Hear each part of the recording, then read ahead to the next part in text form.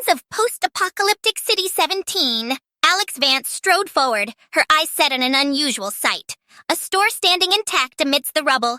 It had a strange sign. Watermelon store. Pausing for a moment, Alex turned back towards her companion and said, "Go with Gordon." Back at the rebel base, they had been living on scarce rations. A reliable source of fresh food was a godsend. However, her heart thumped with anxiety as if foreseeing trouble. Shrugging off the feeling, she looked over her shoulder at Gordon Freeman, who was busy examining a piece of Combine technology. "Go with Gordon," she suggested, pointing towards the store. Just as they neared the store, they were intercepted by an all-too-familiar figure, Judith Mossman. Her grin was wide, but her eyes held a sinister glint. "Gebelur Bobnal Krob Pombi," she said, a phrase she'd been uttering a lot lately. Alex glared at her suspiciously, reaching for her sidearm. "Go with Gordon," she told Mossman firmly, indicating they were not there for a confrontation. But Mossman, in her persistent, irritating manner, stood their path, uttering her strange gibberish. "Gebelur Bobnal Krob Pombi!" Alex's frustration simmered as she tried to decipher what Judith was playing at. As if reading her thoughts, Mossman stepped aside, a smirk playing on her lips. "Go with Gordon," Alex ordered, motioning him to proceed with caution. Inside the store, they found rows and rows of watermelons, a sight Alex hadn't seen in years. A feeling of elation bubbled within her, only to be punctured by Mossman's interruption. "Gebelur Bobnal Krob Pombi," Mossman sneered, a malicious glint in her eyes. Alex clenched her fists, the tension rising within her. "Go with Gordon," she said, wanting to keep the peace. As Gordon examined the watermelons, Alex kept her eyes on Mossman, who was taking a little too much pleasure in tormenting them. "Gebelur Bobnal Krob Pombi," Mossman said once more, this time louder and with a hint of mockery. Alex felt a familiar surge of anger, but she knew they had a mission to complete. "Go with Gordon," she reminded herself. With watermelons secured, they made to exit, but Mossman had other plans. "Gebelur Bobnal Krob Pombi," she said, her voice echoing through the deserted store. Mossman had activated a Combine trap, Alex realized too late. A heavy sigh escaped her lips as she braced herself for the fight, uttering the mantra that had seen her through many a confrontation. "Go with Gordon." Alex, hands firmly grasping a watermelon, turned sharply towards Mossman, her face etched with determination. Gordon moved quickly, deploying his gravity gun, while Mossman merely smirked. "Gebelur Bobnal Krob Pombi," she taunted. Alex fought to keep her cool. The odds were stacked against them, but retreat wasn't an option. "Go with Gordon," she said, bolstering their courage. Mossman activated the Combine trap. Sentry guns dropped from the ceiling, their laser sights locking onto Alex and Gordon. Swiftly, Alex dived behind an overturned table, while Gordon engaged the turrets with his gravity gun. "Gebelur Bobnal Krob Pombi!" Mossman jeered, retreating into the shadows. Alex gritted her teeth in response, squeezing the watermelon in her hands. "Go with Gordon!" she muttered under her breath.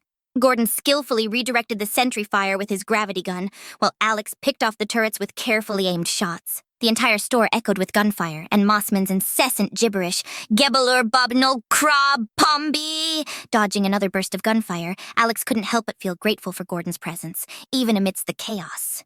"Go with Gordon," she reminded herself. Gradually, they managed to disable the turrets, the air heavy with smoke and the scent of burnt electronics. Alex could still hear Mossman's voice, the echo of her nonsense phrase "Gebelur Bobnal Krob Pombi" lingering. But the tone was different now, less confident, more frustrated.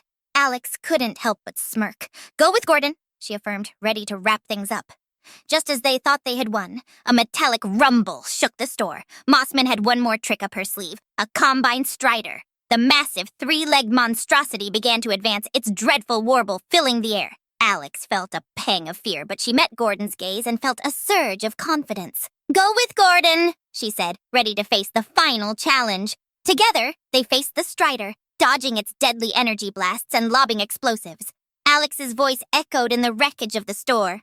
"Gebelur Bobnal Krob Pombi," mimicking Mossman's nonsensical phrase in defiance. Despite the grim situation, Alex found herself grinning, invigorated by the battle. "Go with Gordon," she yelled, her voice loud and clear above the chaos. With one final effort, they managed to bring down the Strider, its metallic body crashing into the remains of the watermelon store. Alex looked around, the rubble a testament to their hard-fought victory. "Gabbaleur Bob Noel Crub Pumpy!" echoed the wind, as if carrying Mossman's voice. Alex merely smiled, holding up a surviving watermelon in triumph. "Go with Gordon," she said, ready to head back home. With the sprawling dystopian cityscape of City 17 as her backdrop, Pinkie Pie, the vibrant vice president, kept her upbeat demeanor despite the seemingly grim reality. Her candy-colored hair bobbed with each stride as she jogged along the desolate streets, a solitary figure amid the monotonous gray edifices of the city.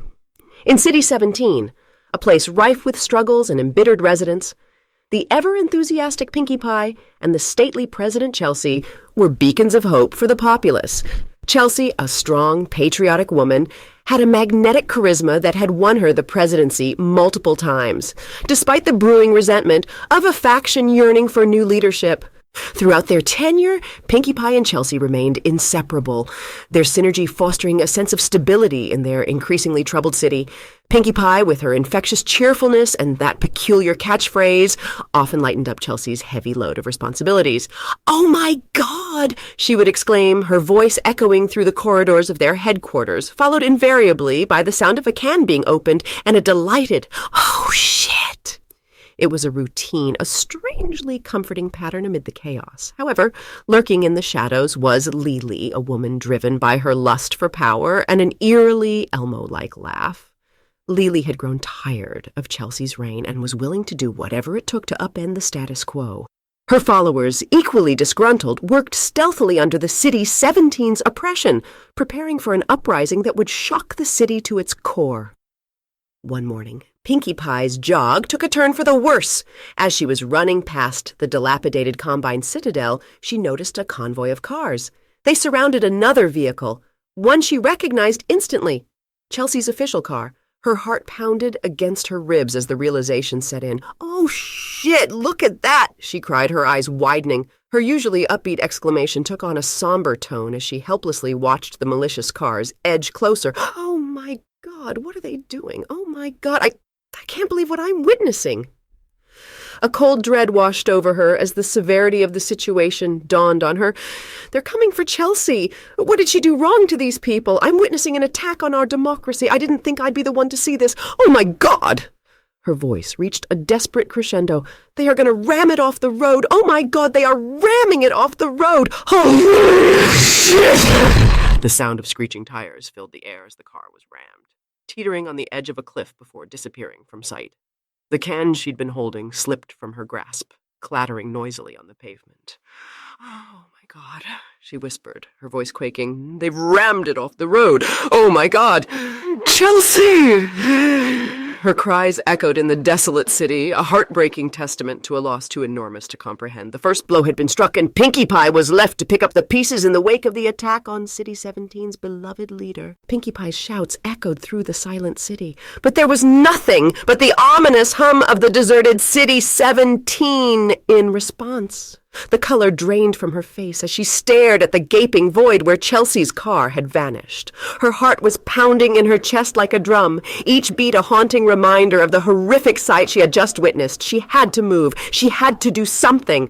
Snapping out of her dazed state, Pinkie Pie raced back towards their headquarters, her usual cheery demeanor now replaced with a grim determination.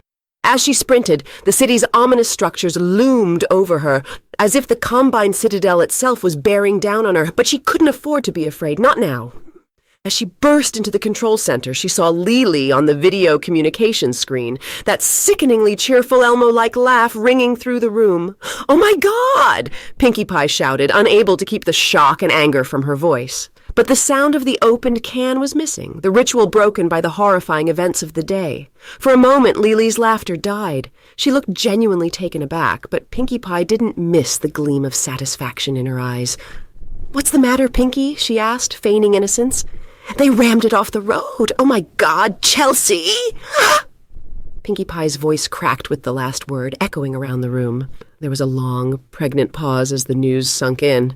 Even Lily seemed to be momentarily at a loss for words, but then she erupted into laughter once again, the sound grating against Pinkie Pie's nerves. Well, she managed between her fits of laughter. Looks like it's time for a new leader. Pinkie Pie's eyes narrowed. This isn't the end, Lily. You've only started a war you can't win, she retorted, her voice steady, despite the turmoil within. She wasn't sure where she found the courage, but she knew that Chelsea would have wanted her to fight, to not let Lily win so easily. City 17 was about to become the battlefield for a clash of ideologies, a struggle for power and freedom. As the acting president, Pinkie Pie had to defend Chelsea's legacy and fight for the democracy they both believed in. The city and its people were now depending on her, and she was ready to rise to the challenge. But for now, she had to mourn, had to deal with the grief that was threatening to consume her. As she left the control center, she couldn't help but whisper, "Oh my God, Chelsea."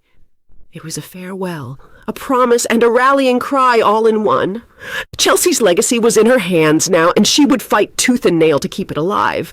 The following days were a blur for Pinkie Pie, filled with grief and sorrow, but also punctuated by a burning resolve to honor Chelsea's legacy.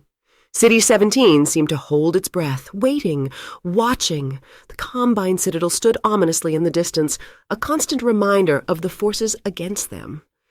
As the acting president, Pinkie Pie found herself plunged into a world of political intrigue and desperation. The responsibility was immense, but she found the strength to persevere from the faith the people had in her. Chelsea had won the presidency several times for a reason, and her faith in Pinkie Pie echoed in the minds of the populace. Despite the overwhelming tasks ahead of her, she couldn't help but miss her simple routine, her quirky catchphrase, and that can opening that seemed to be the soundtrack to her life. But everything had changed. "Oh, my God," she would murmur to herself in quiet moments, the phrase taking on new meaning in the absence of the familiar clatter of a can. The ever-present threat of Lily and her faction cast a shadow over Pinkie's every move. Their desire for new leadership seemed to translate into a merciless power grab, their tactics growing increasingly hostile. The city was on the brink of a civil war, and Pinkie Pie felt the burden of preventing that squarely on her shoulders. She established a war council, including key allies who had been loyal to Chelsea, and they began to formulate a plan. Their strategy needed to be twofold: to maintain the stability and safety of City 17 while simultaneously countering the rising threat of Lily. In the midst of this maelstrom, Pinkie Pie found an unlikely source of solace, the citizens of City 17, and they may have been oppressed, weary, and afraid, but they hadn't lost their faith. Faith in her, in Chelsea's legacy, and in the future they could build together. It was a beacon in the storm, keeping her focused and resolute.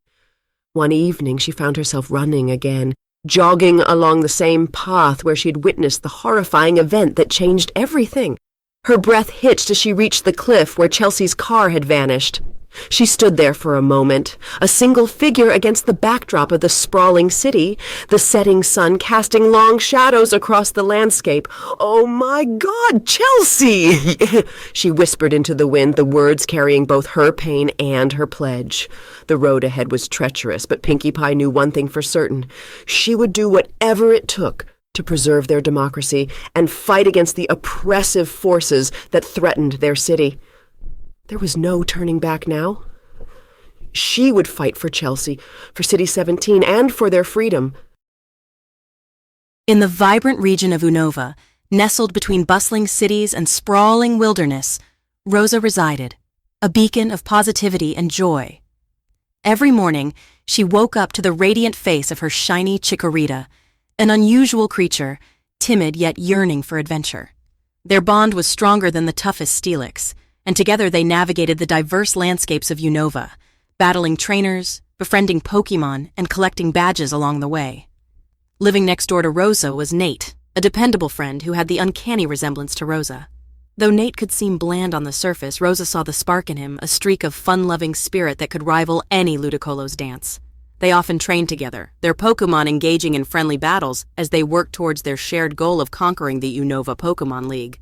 Their journey under the watchful eye of Professor Juniper, the esteemed Pokémon scholar of Unova, was going quite well. Juniper, the oldest amongst them, provided the wisdom and guidance they needed to progress.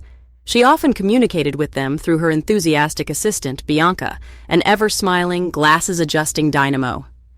Bianca was a highlight of Rosa's visits to the lab, often surprising Rosa with new items to aid in her battles. And then there was Hugh, the ever-vigilant friend and rival. Hugh, with his justice-oriented heart and love for Pokémon, was always a reliable partner in times of crisis. He had a particular fondness for Rosa's Chikorita, and often made sure to check up on its well-being. One fine day, Rosa woke up to a surprise invitation from her friends.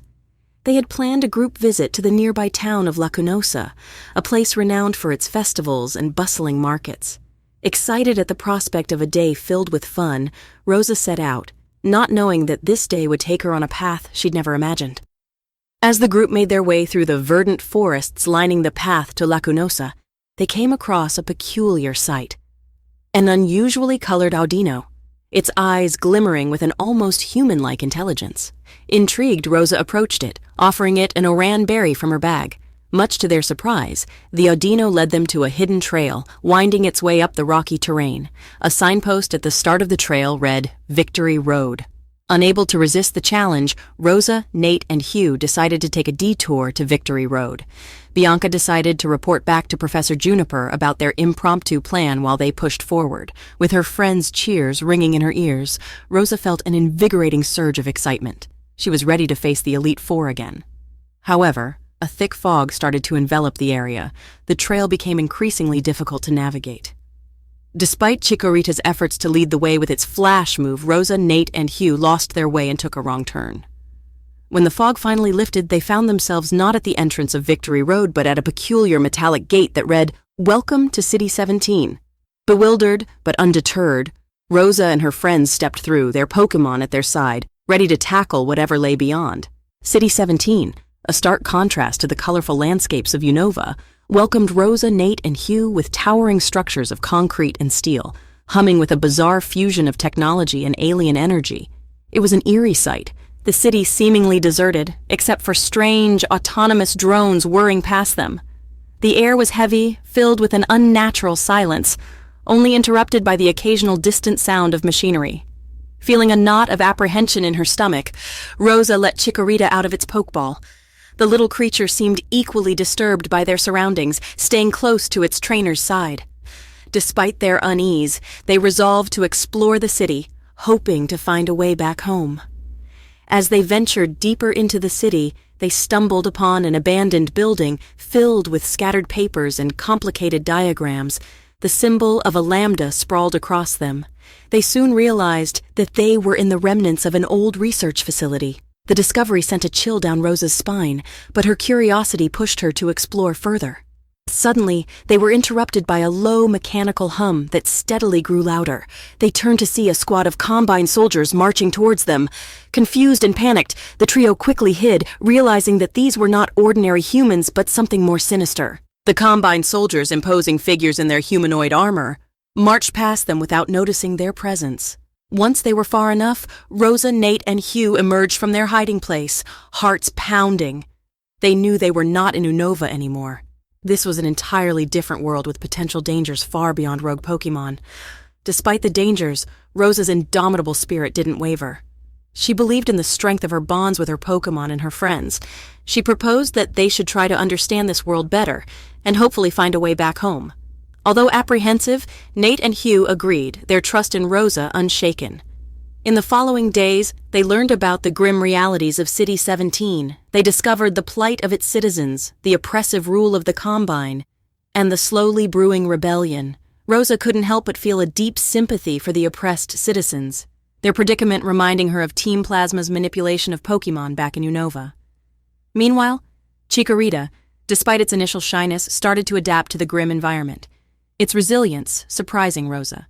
It helped them evade the Combine patrols, its grass-type moves proving surprisingly useful in the concrete jungle. Its bond with Rosa became the beacon of hope for the group, reminding them of their home, the friends they left behind, and their mission. One day, while exploring the city, Rosa and her friends stumbled upon a group of rebels, members of the resistance against the Combine. Recognizing them as outsiders, the rebels, under the leadership of a man named Gordon Freeman, decided to help Rosa and her friends, intrigued by their stories of a world full of mystical creatures called Pokémon. Rosa and her friends shared stories of their adventures in Unova, their bond with their Pokémon, and their journey to become Pokémon masters. The rebels were fascinated and uplifted by these tales of camaraderie and hope, a stark contrast to their grim reality. Inspired by their stories and the display of Pokémon powers, Gordon Freeman saw an opportunity. Rosa, Nate, and Hugh, with their unique abilities as Pokémon trainers, could be invaluable allies in the struggle against the Combine. In return, the rebels could help them find a way back home.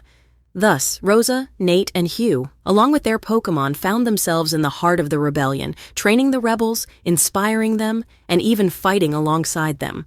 Despite the odds, they never lost hope, Rosa's unyielding positivity becoming a rallying cry for the rebels. Days turned into weeks, and Rosa, Nate, and Hugh became integral members of the Resistance. They learned to adapt their Pokémon's abilities to tackle combined technology. Rosa's Chikorita used its Vine Whip to disarm the Combine soldiers, while Nate's Emboar used Flamethrower to short-circuit their machinery. Hugh's Samurott, with its razor-sharp blades, was a force to reckon with in the front lines. Their synergy added a significant boost to the rebels' strength. Meanwhile, Bianca and Professor Juniper, anxious for their friends, had been attempting to locate them. They'd stumbled upon the strange gate leading to City 17 and had been studying the peculiar energy it emitted. With each passing day, their determination to bring Rosa, Nate, and Hugh back home grew stronger. Back in City 17, Gordon Freeman had been planning a major offensive against the Combine. With the added strength of the Pokémon trainers, the rebels finally had a fighting chance. However, they knew that the success of their mission would entail a great deal of risk. As Rosa stood at the forefront of the battle preparations, she felt a mix of apprehension and resolve. She knew that the battle ahead was unlike any gym battle or Pokémon League she'd faced before, but she was determined to protect her friends and help the people of City 17. The day of the offensive arrived, a palpable tension filling the air. The rebels, bolstered by Rosa, Nate, and Hugh's Pokémon, charged against the Combine forces. The battle was intense, Pokémon moves clashing with alien technology, creating a spectacle unlike any other. Back in Unova, Juniper and Bianca had made a breakthrough in their research. They'd found a way to open the gate to City 17 and decided to venture in, hoping to find their friends. As the battle in City 17 raged on, Rosa's Chikorita fought valiantly, its solar beam tearing through the ranks of the Combine soldiers. However, the Combine's relentless assault began to wear them down. Just as the situation seemed dire, a portal appeared in the sky above them. Out of the portal came Juniper and Bianca, along with an army of Pokémon trainers from Unova. They had rallied the trainers, explaining the situation and appealing to their spirit of camaraderie. The Unova reinforcements tipped the scales of the battle in favor of the rebels. The combined might of the Pokémon trainers overwhelmed the Combine, and the City 17 was finally liberated. Rosa, Nate, and Hugh, battered but unbroken, reunited with Bianca and Juniper amidst the cheering crowd. It was a moment of relief, victory, and poignant homecoming. They'd not only survived in a foreign world, but had also made a significant impact. In the aftermath, Gordon Freeman thanked Rosa and her friends, grateful for their aid. He promised that the Resistance would continue to fight for freedom.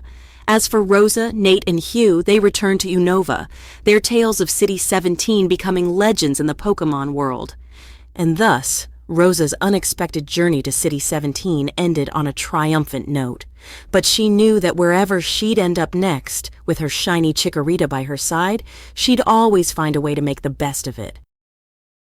The once vibrant City 17 was now an Orwellian dystopia, with the clanking steel of the Combine's oppressive machinery piercing the silence.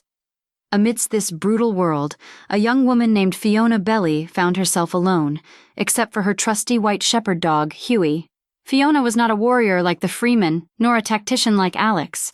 She was an Italian woman of noble descent, who had recently survived the horrors of a Gothic castle, Belli Castle, thanks to her canine companion, Huey.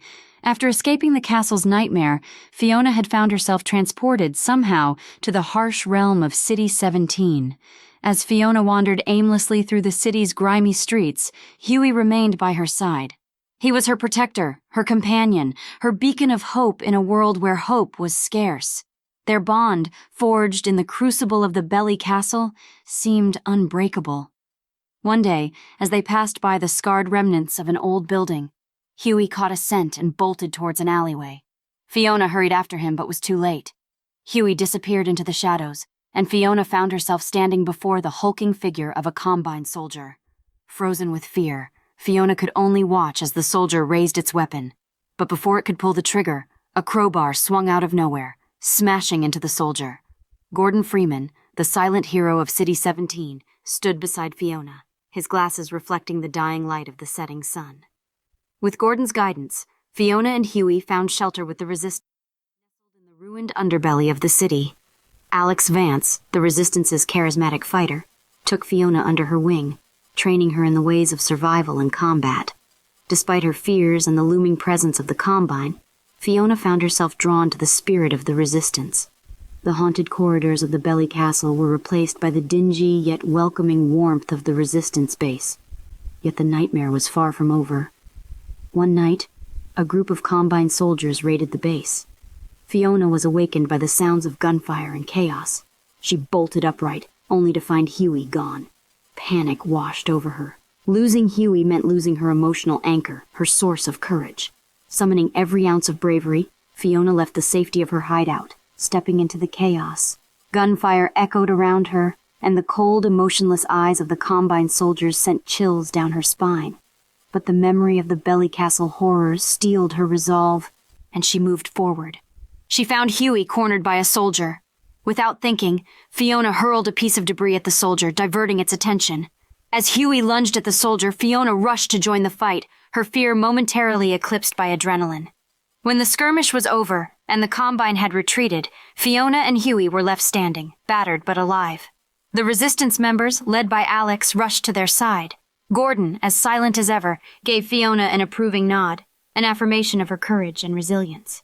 In the aftermath of the skirmish, the Resistance members, led by Alex, rushed to their side. Gordon, silent as ever, gave Fiona a nod of approval, a signal of her growing resilience. The Combine's attack had caused significant damage to the Resistance hideout. The following days were filled with frantic repairs and resupply missions. Fiona found herself integrated into this chaos, assisting where she could while learning the essential survival skills necessary for life in City 17. During this time, she also bonded further with Huey, whose fierce loyalty and determination served as a constant source of inspiration. In turn, she was becoming more than just a woman displaced in time and space. She was becoming a beacon of hope, a symbol of resilience amidst the oppressive regime of the Combine. A few weeks later, Fiona found herself on a mission alongside Alex and a few other Resistance members. The goal was simple: infiltrate a Combine base to retrieve essential supplies. Fiona felt her heart pounding against her chest. The terrifying memory of the castle and the haunting figures that had pursued her there was all too fresh, creating a sense of impending dread. As they approached the base, Fiona felt a familiar shiver of fear crawl up her spine. The base, a foreboding structure of steel and shadows, was eerily similar to the Belly Castle. She could almost hear the echoes of the past, the relentless pursuit, the overwhelming sense of doom. But she had Huey by her side, just like before. And she had something else, too, the spirit of resistance she had seen in Alex and Gordon, the will to stand against the oppressors, no matter the cost. With a deep breath, Fiona stepped into the base, Huey by her side, her newfound friends at her back. She could sense the dangers lurking in the shadows. She felt the chilling gaze of the Combine soldiers and the oppressive aura of the dystopian city. But she was no longer the fearful maiden of the Belly Castle. She was Fiona Belly, the survivor, the fighter, the woman who had found courage amidst fear. With Huey, Alex, Gordon, and the Resistance members standing with her, she was ready to face the terrors of City 17. Every creak of the metal under her feet, every flickering shadow in the dim light, every cold gaze of the Combine soldier she confronted, they were all reminders of her past nightmares. Yet they also solidified her resolve, her will to survive, to fight, to reclaim not just her freedom, but the freedom of the city. For Fiona Belly, the journey was far from over. The horrors of City 17 echoed the haunting memories of Belly Castle, but she was no longer alone. And in this hostile world, she was becoming a beacon of hope, a symbol of resilience against the face of fear.